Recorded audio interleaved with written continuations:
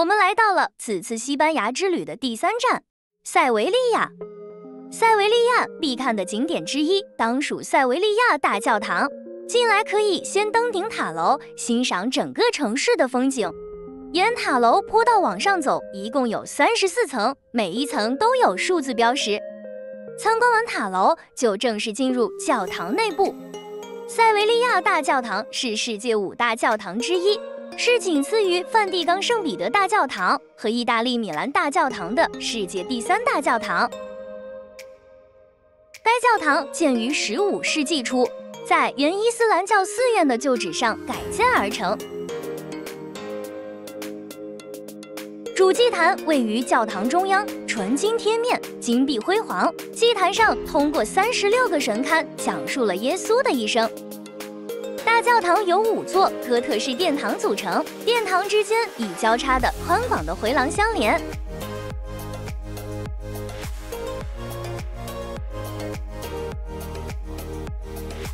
大教堂的西边中部是哥伦布的灵柩，由4位国王护救者高高举起，代表了西班牙统一前的4个核心王国。哥伦布的灵柩自1898年从古巴运回西班牙后，就被埋葬在教堂中。4王抬棺，表明西班牙给哥伦布的是超凡的国葬。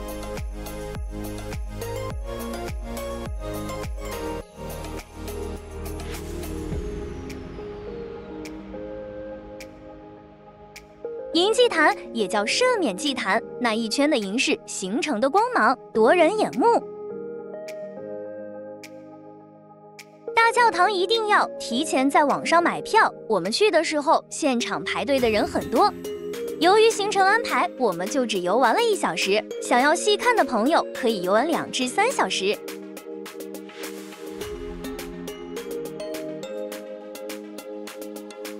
夜晚的大教堂在灯光的映衬下，更显庄严肃穆。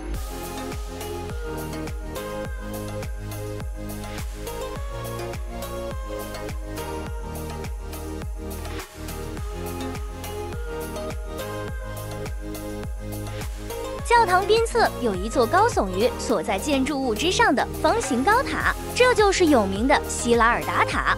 塔高98米，作为原伊斯兰教寺院建筑中仅存的一部分。塔身墙面上有各种标志阿拉伯艺术特色的花纹图案，显示了阿拉伯建筑艺术的美丽风采。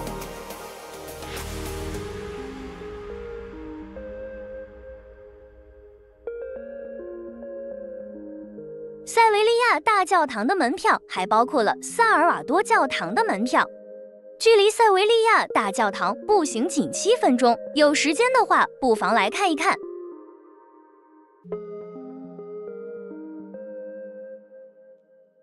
教堂是巴洛克式，内部有金碧辉煌的艺术雕刻和圣像，庄严中带华丽。这座教堂相较于塞维利亚大教堂是小了非常多，走走停停大约半小时就可以逛完。我们就来一起看一看吧。时间有限的朋友可以跳过这个景点。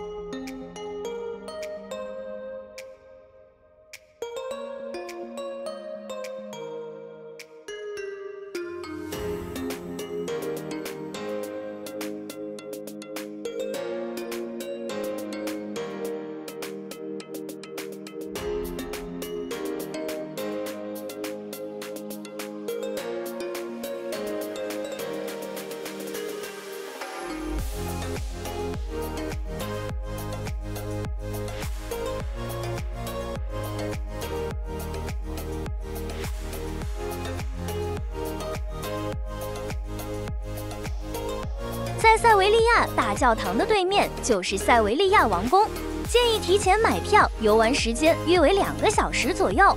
王宫始建于1181年，持续营建时间长达500多年。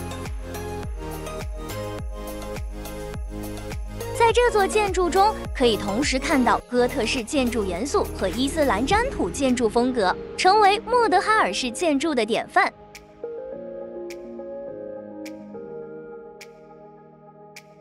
由于当时的天主教国王佩德罗一世和格拉纳达的伊斯兰教国王关系很好，建造宫殿的工匠中，既有来自托莱多的基督教工匠，也有参与了阿尔罕布拉宫建造的阿拉伯工匠。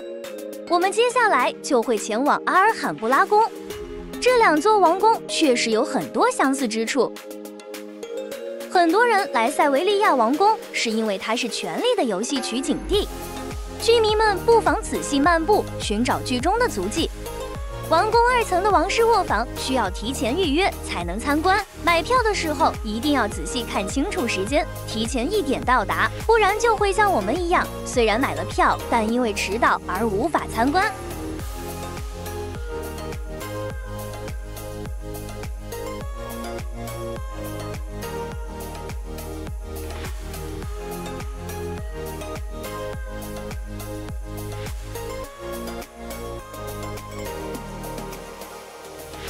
皇宫的花园很大，像迷宫一样，十分容易迷路。园内有许多园艺师在修建树木，漫步在其中十分惬意。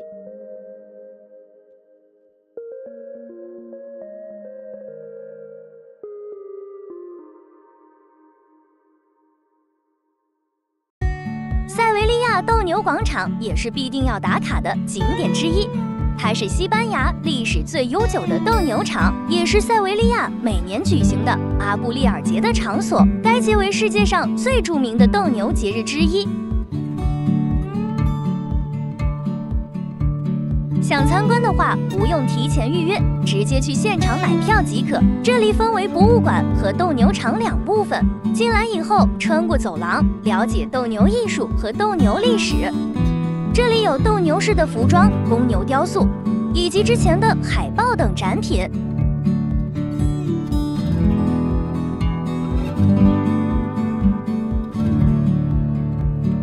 真正的斗牛场非常大，可以容纳12000人，置身于其中，仿佛嗅到了那血腥的杀戮气息，听到了观众声嘶力竭的呼喊声。想看斗牛的朋友，请注意赛季时间，我们11月去，赛季已结束。塞维利亚最著名的广场——西班牙广场，位于玛利亚·路易莎公园。广场建于1928年，是为1929年举办的第29届世博会而建的。推荐下午或者傍晚来，夕阳的余晖洒在建筑上，形成明暗交织的光影，真的太美了。可以租借小船在河里划船。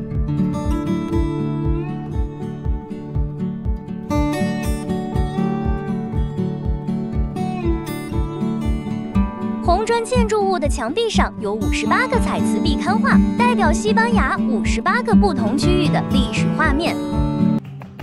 广场上时常有人在跳弗拉明戈舞，在热情的舞蹈下，更能感受西班牙安达卢西亚民间文化的魅力。我们就来一起享受一段舞姿吧。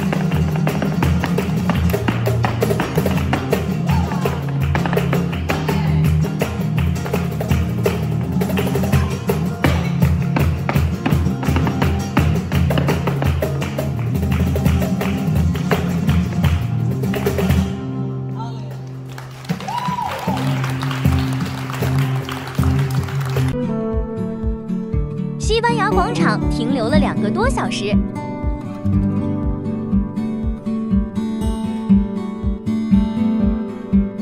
傍晚时候来特别的出片，当然人也有点多。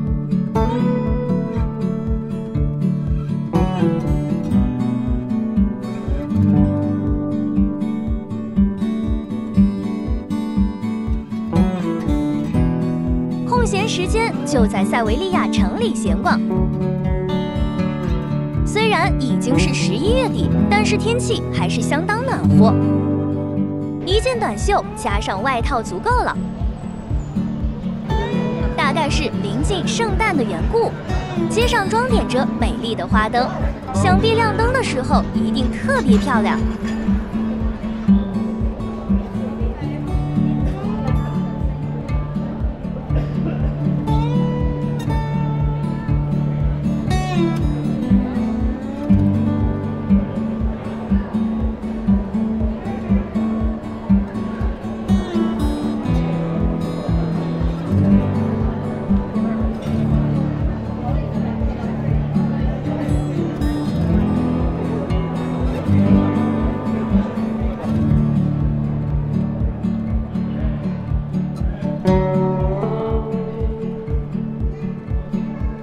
就来到一家评价不错的餐厅。要注意的是，西班牙晚餐普遍吃得比较晚，很多餐厅要晚上8点才营业。我们今天吃的这家餐厅叫 Lopez， 来西班牙当然要点一杯红酒和生火腿。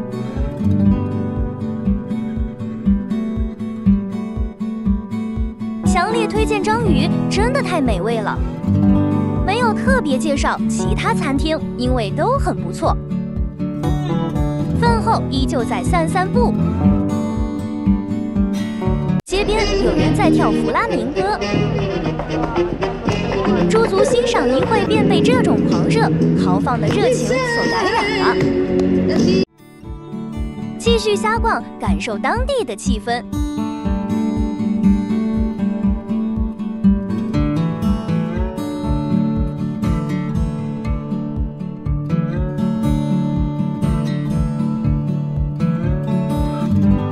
如果想欣赏舞台上的弗拉明戈，推荐这家弗拉明戈博物馆。不仅可以欣赏表演，还可以通过博物馆中的收藏和介绍，了解弗拉明戈的历史和文化。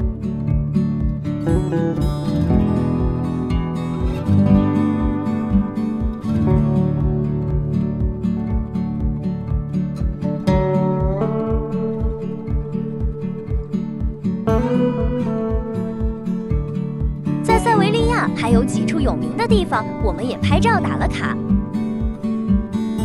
黄金塔、阿方索13世酒店、